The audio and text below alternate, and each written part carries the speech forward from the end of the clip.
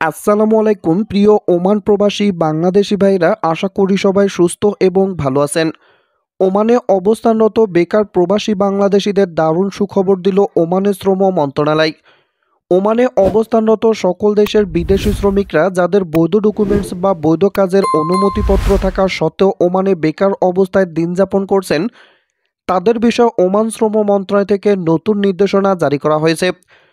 Oman শ্রম মন্ত্রণালয় এবং ওমান স্বরাষ্ট্র মন্ত্রণালয়ের যৌথ উদ্যোগক্রমে ওমানে যে সমস্ত বেকার প্রবাসী কর্মীরা অবস্থান করতেছেন তাদের স্ব দেশের দূতাবাসের মাধ্যমে তাদের কাজের ব্যবস্থা করতে আহ্বান জানানো হয়েছে।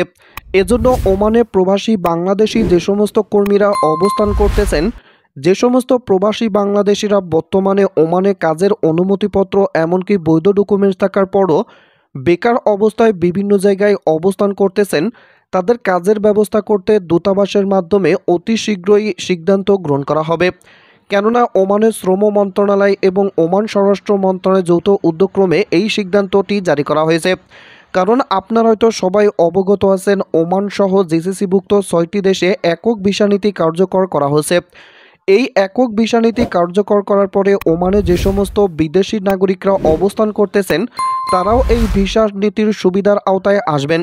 এজন্য ওমানে যেন কোনো অবৈধ বিদেশি কর্মী থাকতে না পারে এবং ওমানে যেন কোনো বৈধ কর্মীরা বেকার অবস্থায় থাকতে না পারে, এজন্যই ওমান শ্রম মন্ত্রণালয় এবং ওমান স্বরাষ্ট্র মন্ত্রণালয়ের যৌথ উদ্যোগক্রমে এই সিদ্ধান্তটি নিল। এদিকে ওমানের সময়মতো শ্রমিকদের বেতন না দিলে মালিককে জরিমানার মুখোমুখি হতে হবে। দেশটির মজুরি সুরক্ষা ব্যবস্থা ডব্লিউপিএস এর মাধ্যমে কর্মচারীদের বেতন দিতে ব্যর্থ সংস্থাগুলোর বিরুদ্ধে শ্রম মন্ত্রণালয় একটি জরুরি সতর্কতা জারি করেছে।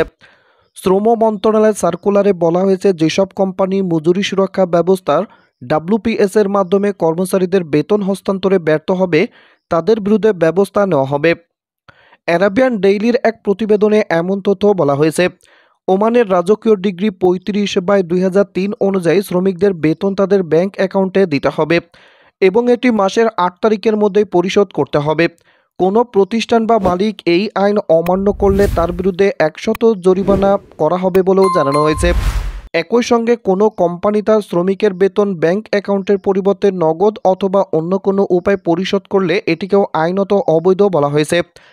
অর্থাৎ শ্রমিকের বেতন তার ব্যাংক অ্যাকাউন্টের মাধ্যমেই পরিশোধ করতে হবে। কোনো কোম্পানি বা মালিক এই আইন একাধিকবার অমান্য করলে তার জরিমানা দ্বিগুণ করা হবে, এমন হুঁশিয়ারি দিয়েছে মন্ত্রণালয়।